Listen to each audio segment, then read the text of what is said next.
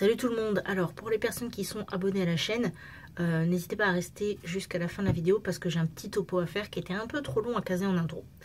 Donc aujourd'hui nous allons reparler d'emploi, mais nous allons parler d'une petite niche particulière qui sont les emplois de service, ou pour cette vidéo, disons les emplois dans lesquels en gros, il y a quelqu'un qui vient après vous pour ramasser quelque chose.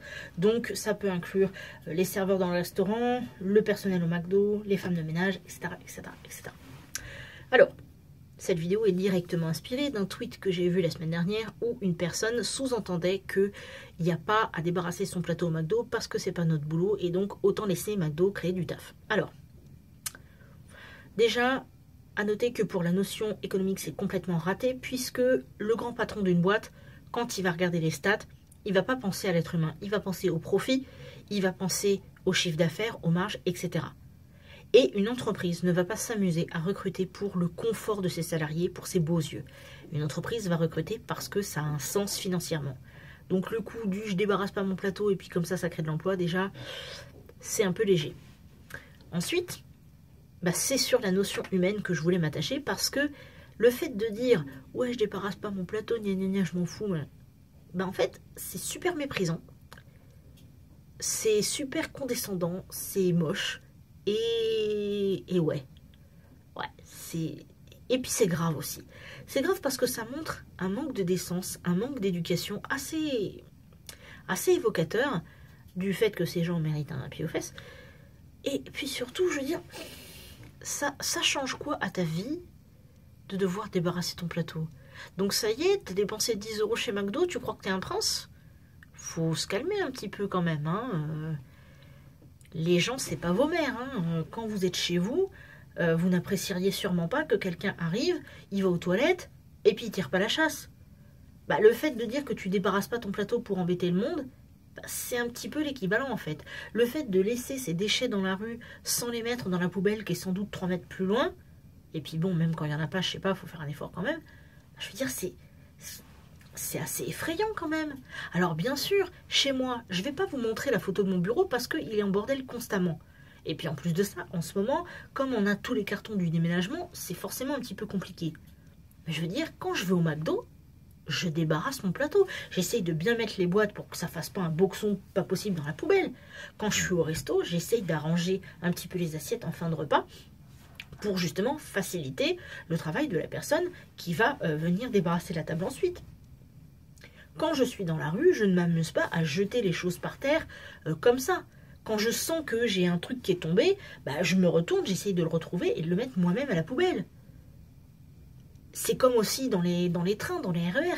Je vais pas m'amuser, je veux dire, ou même au cinéma d'ailleurs. Si j'ai consommé un produit au ciné ou dans les transports, je ne vais pas m'amuser à le laisser comme ça. Parce que j'ai du respect pour les gens autour de moi qui, du coup, vont être chargés de nettoyer tout ça. Ce sont des métiers importants parce que justement... Bon, sans ces métiers-là, on sait très bien comment les gens sont respectueux. Donc on sait très bien à quoi nos rues, nos cinémas, nos entreprises ressembleraient. Du coup, pourquoi aggraver la situation? C'est pas parce que je suis hôtesse d'accueil que je suis au-dessus de la femme de ménage. D'ailleurs, à noter, c'est marrant parce que dans mon entreprise, il n'y a pas de femme de ménage, il n'y a que des hommes. Jusqu'à présent, je veux dire, je sais pas, ça me fait assez mal au cœur, je pense, de constater que les gens s'en foutent. Les gens ne veulent plus réfléchir. Les gens sont dans leur bulle, complètement égoïstes. Et du coup, allez, on y va, on fait n'importe quoi, c'est pas grave. Il y aura toujours quelqu'un derrière pour corriger. Et c'est vrai que quand tu réfléchis bien, si tu as cette philosophie-là, pour le plateau au McDo ou pour ton assiette quand tu es au resto, jusqu'où tu la pousses la réflexion? Moi je dis à un moment donné, il faut prendre ses responsabilités, il faut assumer ses choix, il faut respecter les personnes qui vont être là autour de toi pour te faciliter la vie et s'assurer que tu vives dans des conditions d'hygiène convenables. Donc, ça veut dire que, bah voilà, tu vas au plateau, tu débarrasses. Tu vas au McDo, pardon, tu débarrasses ton plateau. Tu vas au resto, tu débarrasses ton assiette.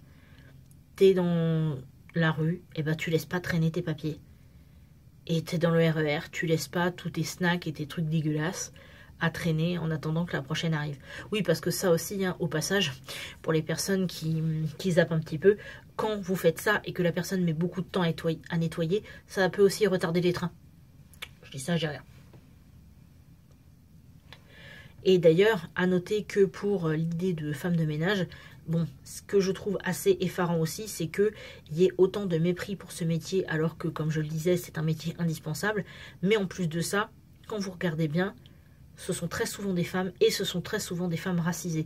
Donc c'est à se demander si la notion d'irrespect généralisé n'inclut pas aussi finalement une forme de sexisme ou de racisme qui est vraiment très très très moche quand on y réfléchit un petit peu.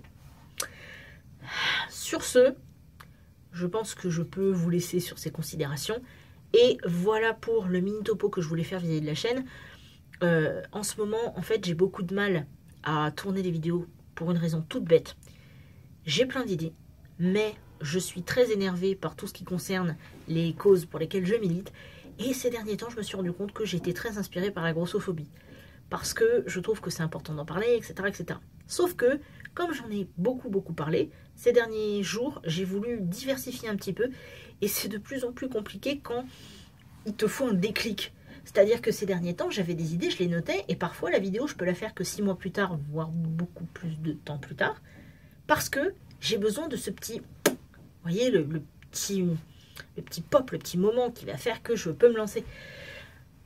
Du coup, ben voilà, c'est un peu la galère. Mais je n'abandonne pas pour autant. On va réussir à trouver quelque chose, et pour le coup, n'hésitez pas à vous abonner à ma chaîne, n'hésitez pas à partager cette vidéo si la réflexion vous intéresse, et n'hésitez pas également à me poster vos suggestions en commentaire. Alors certes, maintenant les commentaires sont en préapprobation, mais promis, je ne mange personne, et j'accepte la contradiction. Allez, moi, je vous salue, et je vous dis à très bientôt.